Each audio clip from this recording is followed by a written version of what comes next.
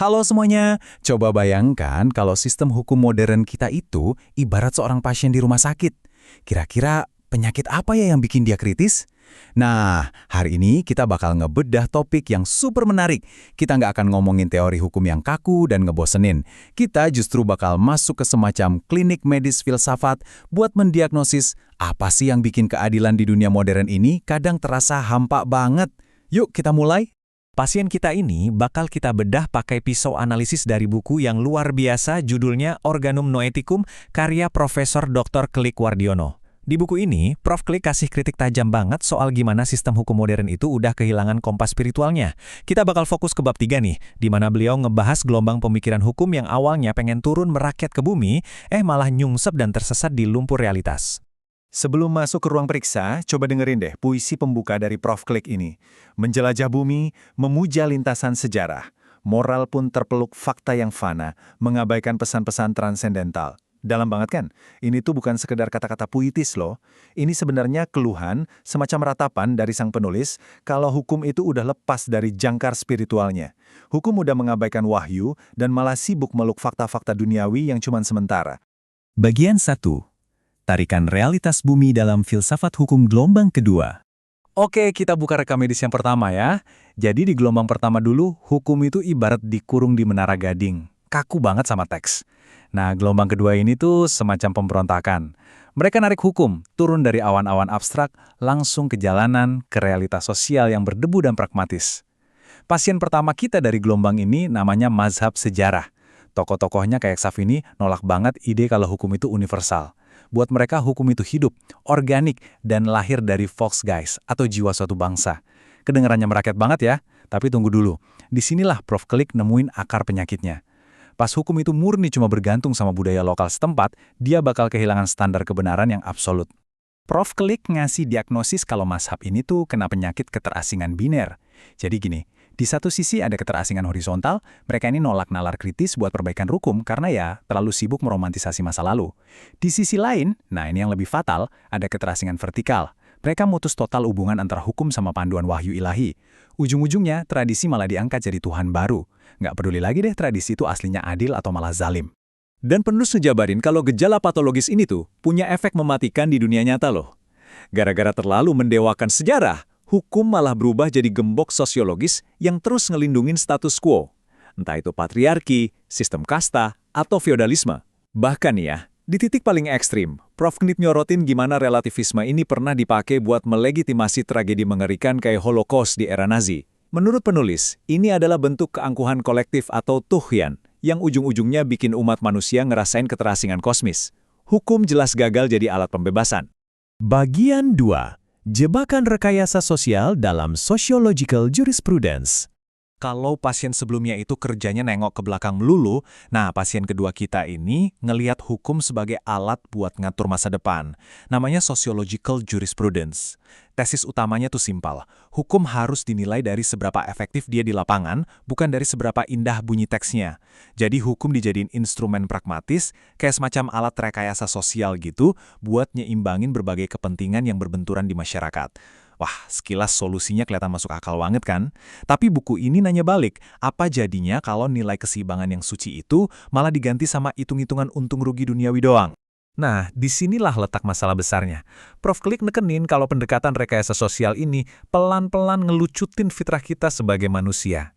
Coba bayangin, kalian hidup di sistem yang nggak lagi ngelihat kalian sebagai subjek spiritual yang merdeka atau khalifah. Alih-alih gitu, manusia malah diturunin derajatnya. Jadi cuma objek mekanis, cuma jadi skrup kecil di mesin birokrasi, atau sekedar angka statistik yang gampang banget dimanipulasi demi stabilitas. Keadilan akhirnya dikerdilkan jadi urusan efisiensi manajerial doang. Ngeri juga kan? Menurut analisis di buku ini, efek samping dari obat tadi tuh bener-bener suram. Kita jadi ngelihat munculnya teknokrasi hukum. Para elit atau yang sering disebut insinyur sosial ini mulai bertingkah seolah-olah mereka itu tuhan-tuhan kecil. Atas nama pembangunan dan kepentingan umum, kaum rentan atau mustadhafin ini sering banget dikorbankan, cuma dianggap sebagai collateral damage atau korban sampingan aja. Akal manajerial dipuja-puja setinggi langit, tapi kepekaan nurani justru dibunuh secara sistematis. Bagian 3. Nihilisme hukum dan penyakit realisme hukum. Sekarang kita masuk ke pasien ketiga. Ini bisa dibilang pasien yang paling radikal dan paling liar di bangsal kita hari ini. Realisme hukum. Mazhab yang satu ini tuh nggak lahir di perpustakaan kampus yang tenang, tapi justru di ruang-ruang sidang dan lorong-lorong birokrasi di mana realitas kekuasaan itu dimainin secara vulgar. Tokoh-tokohnya dengan berani nelanjangin mitos kepastian hukum. Buat mereka, hukum itu bukan logika suci yang turun dari langit. Hukumnya cuma tebak-tebakan atau prediksi soal apa yang bakal diputusin sama hakim hari ini. Dan tebakan itu bisa dipengaruhi banyak banget hal, mulai dari bias si hakim, kepentingan politik, atau literally cuma karena apa yang dimakan si hakim pas sarapan tadi pagi. Bener-bener pragmatis pol. Poin krusialnya begini, penulis ngejelasin gimana realisme hukum ini mereduksi dimensi solen, yaitu nilai-nilai suci tentang gimana keadilan itu seharusnya menjadi sekedar sane, alias fakta di lapangan soal gimana aparat birokrasi itu bertingkah. Kebenaran hukum dibikin relatif, pokoknya sebatas apa kata pejabat aja. Nah, kalau idealisme yang suci ini udah dihancurin, ya pada akhirnya yang tersisa tinggal kekuasaan mentah doang. Kalian pernah ngerasa nggak sih, kalau keadilan itu kadang cuma berpihak yang punya uang atau kuasa aja? Nah, buku ini sepakat sama keresahan itu. Prof. Klik mendiagnosis kalau masa prerealisme ini udah masuk stadium akhir, yang ngerubah hukum jadi ibarat predator buas. Pas objektivitas itu hancur, kita jatuh ke jurang nihilisme hukum. Praktek di lapangannya, kelihatan jelas dari adanya diskriminasi rasial yang sistematis, suburnya mafia peradilan, sampai maraknya pemerasan. Ruang sidang berubah jadi arena gladiator adu ego dan modal. Inilah yang penulis sebut sebagai syirik khafi. Ketika ego dan kekuasaan hakim disembah, gantiin otoritas moral dari sang pencipta. Jadinya ya hukum rimba modern, tapi pakai jubah pengadilan. Bagian 4. Ruang karantina dan verifikasi medis di matriks noetik. Oke, kita kan udah selesai meriksa ketiga pasien dari gelombang kedua ini nih. Sekarang, penulis ngajak kita masuk ke ruang karantina buat bikin kesimpulan dari semua diagnosis tadi. Biarpun metode mereka beda-beda, ada yang meromantisasi sejarah, ada yang sibuk sama rekayasa sosial, sampai yang main pragmatis di ruang sidang, ternyata menurut Prof. Klik, mereka semua punya satu penyakit bawaan yang sama, kebutaan vertikal atau sekularisme. Mereka semua, sadar atau enggak, udah mutus tatanan hukum dari bimbingan wahyu ilahi, nolak kebenaran akhirat, dan nganggap calon nilai-nilai transendental itu cuma ilusi kuno aja. Biar lebih jelas, Prof. Klik ngasih kita alat ukur yang namanya matriks noetik. Kalau kita lihat, baris yang atas ini mewakili tesis sekularisme. Sementara baris bawah itu tesis kesadaran noetik, di mana hukum dilihat sebagai wujud dari wahyu.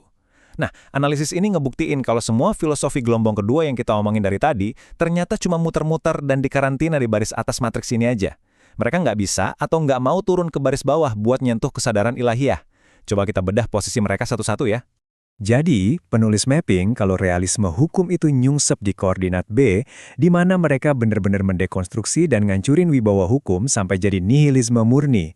Terus mazhab sejarah dan sociological jurisprudence itu nyangkut di koordinat C.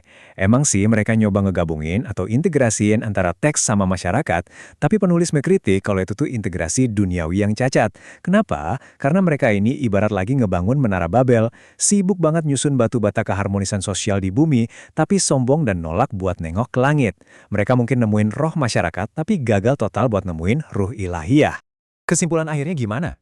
Menurut Prof. Klik, prognosis atau hasil akhirnya tuh bener-bener ironis. Ya, bener sih. Gelombang kedua ini sukses ngehancurin sangkar besi positivisme. Hukum akhirnya bisa napak ke bumi. Tapi sayangnya, mereka dinilai gagal total buat ngebangun rumah keadilan yang penuh kasih sayang, atau Syiufa. Mereka mereduksi makna keadilan cuma jadi sekedar manipulasi data statistik atau permainan ego penguasa. Pada akhirnya, manusia cuma dibiarin kejebak di dalam sistem yang materialistis abis dan sedingin es. Kemanusiaan kita benar-benar dibiarin kosong melompong tanpa makna. Dan penjelasan tadi bawa kita ke satu pertanyaan provokatif buat direnungin. Kalau hukum udah kehilangan jiwanya dan keadilan cuma jadi mainannya orang-orang kaya dan berkuasa, kekecewaan ini jelas nggak bakal diam aja kan? Kalau gelombang kedua ini gagal ngasih jawaban dan malah nyiptain ruang yang hampa, kira-kira gerakan destruktif macam apa nih yang bakal meledak dari kekosongan itu? Bersiaplah karena buku ini ngasih sinyal kalau sumbu buat gelombang ketiga udah dinyalain. Ledakan postmodernisme. Tapi tenang, itu bakal jadi pembahasan seru kita di lain waktu. Terima kasih ya udah ikut mikir dan ngebedah topik yang dalam banget ini bareng-bareng. Semoga pembahasan ini bisa ngasih perspektif baru pas kalian ngeliat hukum di sekitar kita. Sampai jumpa!